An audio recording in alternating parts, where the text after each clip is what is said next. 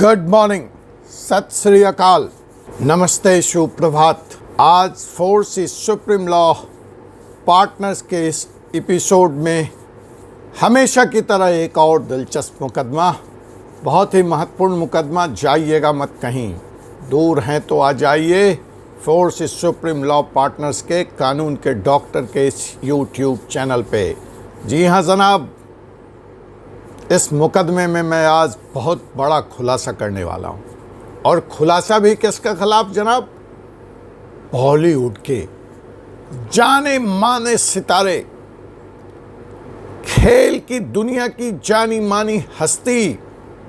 जी हाँ जनाब, वो अजीम ख्याति प्राप्त शख्स जिसको पूरी दुनिया जानती है। यह मुकदमा आज उनके खिलाफ लड़ा जाएगा। मैं करूंगा नाम का खुलासा। आइए पहले केस के टाइटल की चर्चा कर लेते हैं। जी हाँ जनाब, हमेशा की तरह केस की टाइटल वही है, एमवे वर्सेस भारत की जनता। एमवे भारत की जनता। धन्यवाद साथी, आपने जो कमेंट लिखा कि यह कंपनी भारत को लूट रही है, ये मेरा कथन नहीं है।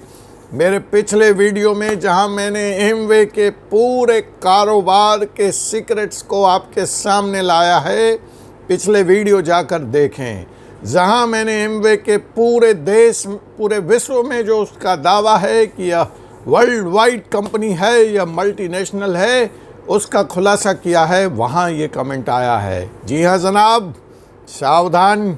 मैंने बताया है कि एमवे अपने अधिकारियों की जान बचाने के लिए भारत में और इसका जो 767 करोड़ रुपया इन्फोर्समेंट डायरेक्ट ने जब्त किया है। अब मुझसे कहा जा रहा है जब्त और सीजर का क्या डिफरेंस है, उस पर एक वीडियो और बनाऊंगा, बताऊंगा आपको जब्त और सीजर में क्या डिफरेंस है। कानूनी भाषा में जब्त है फिलहाल इनका 767 करोड़ रुपया। अब यह आपराधिक कार्रवाई जब्ती से गिरफ्तारी की तरफ ना बढ़े, अब यह क्रिमिनल एक्शन सीजर से अरेस्ट की तरफ ना बने, इसके लिए एमवे ने दांव चेंज कर दिया है, अपना पाला बदल लिया है। एमवे इस तरह की कलाबाजियां खाने के लिए पूरे विश्व में जानी जाती है। अच्छा भी है व्यापार को कानूनी बनाने के लिए, लेकिन 2014 में भी तो वादा किया था, 2019 में भी वादा किया था, और जब पहले गिरफ्तारी हुई थी तब भी वादा किया था। परिणाम मुझे नहीं मालूम। परिणाम अगर सही हो जाता तो कार्रवाई क्यों होती? जी हाँ जनाब, कुछ लोग कह रहे हैं कि एमवे सही है, एजेंट्स गलत हैं, लीडर्स गलत हैं। मुझे इस पे कोई टिप्पणी नहीं करी। जो गलत होगा उसको गलती की सजा मिलेगी। खैर, तो मुकदमे की टाइटल तो एमवे वर्सेस भारत की जनता है, लेकिन आज जो कानून के कटघरे में जो शख्स खड़ा किया जाएगा वो बड़ा ही मशहूर और काबिल और नोन शख्सियत है बॉलीवुड की दुनिया से। और एक नहीं अनेक लोग हैं जो इस एमवे की आपराधिक कृत्य में, yes please note me lord, I am putting straight allegation, Amway की आपराधिक कृत्य में जाने या अनजाने, सीधे या परोक्ष रूप से शामिल हैं। मतलब कॉन्स्पायरेसी एक्ट 120 बी का मुकदमा उनके ऊपर भी चल सकता है। 420 आईपीसी धोखाधड़ी करने का मुकदमा उनके ऊपर भी चल सकता है। अभी तक चला क्यों नहीं है? वो कौन लोग हैं, वो कौन शख्सियत हैं जिससे भारत का कानून भी डर जाता है? और अब तक एमवे के मदद करने के लिए, देखिए बात बड़ी साफ है, मेरा एमवे के न खिलाफ कुछ लेना है, न मेरा एमवे से के समर्थन में कुछ कहना है। मैं तो कानूनी पहलू पे हूँ, let me make it very clear. तो जनाब, अगर एमवे की कार्रवाई गलत है तो उस कार्रवाई में संलिप्त हुए, चाहे वो बिजनेस एजेंट हैं, चाहे बिजनेस लीडर्स हैं, चाहे आगे या पीछे से जो भी लोग उसकी मदद कर रहे हैं, तो कानूनन तो उन पे भी कार्रवाई बनती है। बस इतना सा सवाल है। और वो कौन कौन से धाराओं में कानूनन कार्रवाई बनती है? वो बनती है 420 धोखाधड़ी, 120 बी कॉन्स्पायरेसी षड्यंत्र रचना, भारत की जनता को बेवकूफ़ बनाना, लूटना।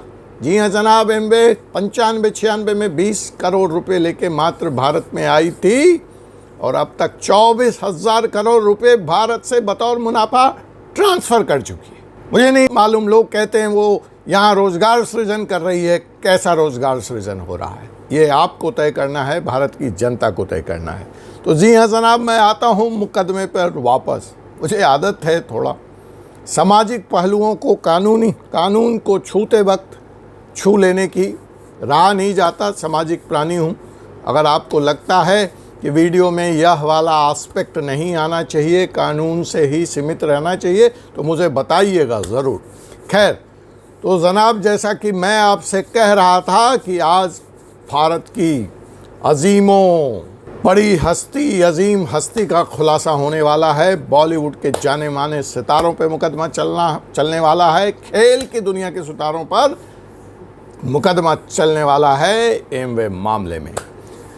तो जी हाँ जनाब, आपको एक बड़ी कातिल कंपनी है, मुझसे कहा गया कि आप उस पर भी वीडियो क्यों नहीं बनाते। मैं बनाऊंगा अलग से, लेकिन मैं अभी बता दूं, QNet ये बड़ी अलग अलग नामों से भारत के बाहर से बहुत लूटा है इसने। 30,000 करोड़ रुपया से ज़्यादा इसने लूटा है, लोगों ने पैसे गंवाए हैं। और सावधान, ये अभी भी कोई नाम बदलकर, काम बदलकर ये मार्केट में हो सकती है और लोगों को चूना लगाने का काम कर रही होगी।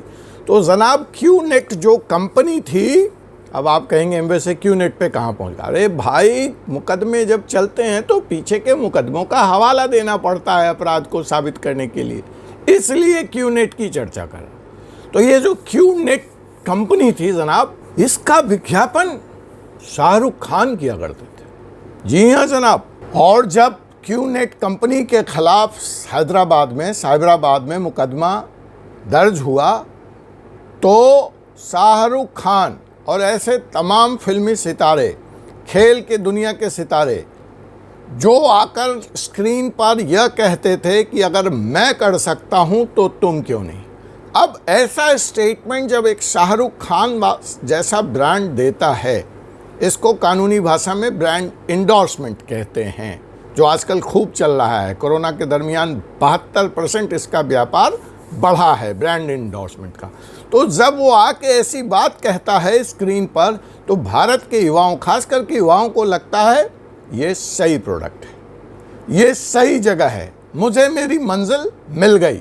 और वो आंख मूंद करके QNet के प्रोडक्ट को खरीदता है, उसमें शामिल होता है, अपने दोस्तों को शामिल करता है, अपने परिवार को, और फिर शुरू होता है अंतहीन सिलसिला शोषण का, लूट का, खसोट का।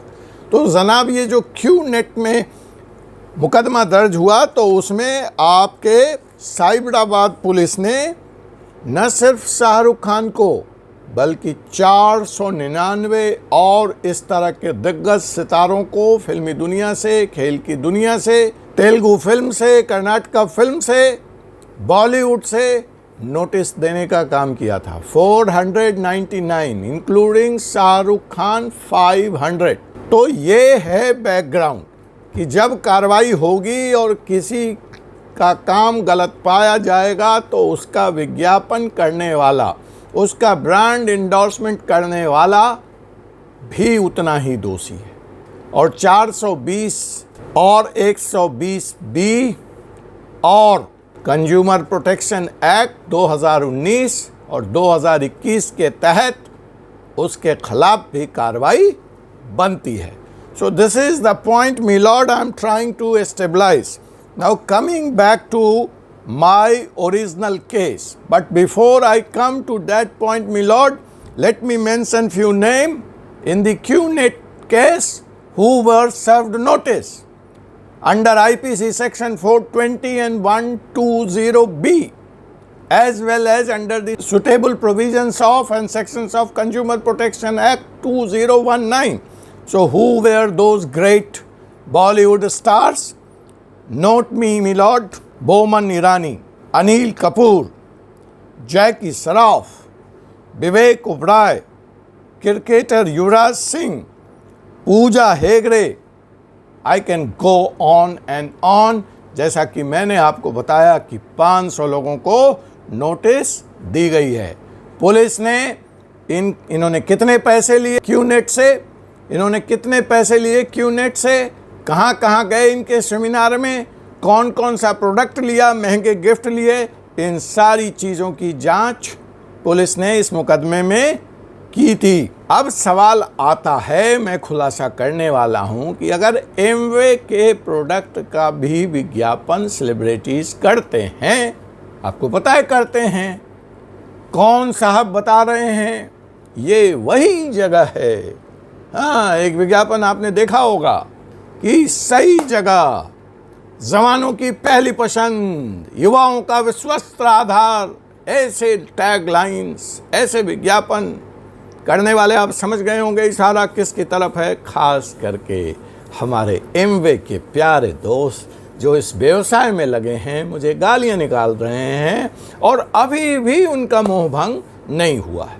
खैर, God bless you all my dear friends. भगवान आपका भला करे, आपको सद्बुद्धि दे, मैं तो यही कह सकता हूं। लेकिन हाँ जनाब, ये जो भारत का मशहूर शख्स है, जिसकी कुछ सामाजिक जिम्मेवारी बनती है, जिसकी कुछ कानूनी जिम्मेवारी बनती है, वह स्क्रीन पे आके भारत का भविष्य बताता है एमबीए को।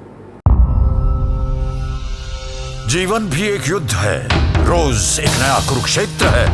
एक दिन भी अगर चूक जाएगा, विजय रथ वहीं रुक जाएगा। रोज ऐसा आहार ले, स्वयं को आशीर्वाद दे कि अंग अंग कहे तुझसे विजयी भव, विजयी भव। 100% plant sourced Amway Nutrilite all plant protein powder में है 9 एसेंशियल अमीनो एसिड्स जो करते हैं स्ट्रेंथ और इम्यूनिटी को सपोर्ट। दीजिए खुद को स्ट्रेंथ और इम्यूनिटी का आशीर्वाद।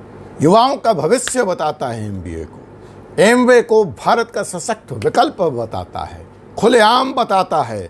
इसके खिलाफ अब तक ईडी मौन क्यों है? मेरा यह सवाल ईडी से है। इसके खिलाफ अब तक कार्रवाई क्यों नहीं हुई है? आप जाके देखिए, गूगल कीजिए, कौन विज्ञापन कर रहा है रात दिन एमवे का।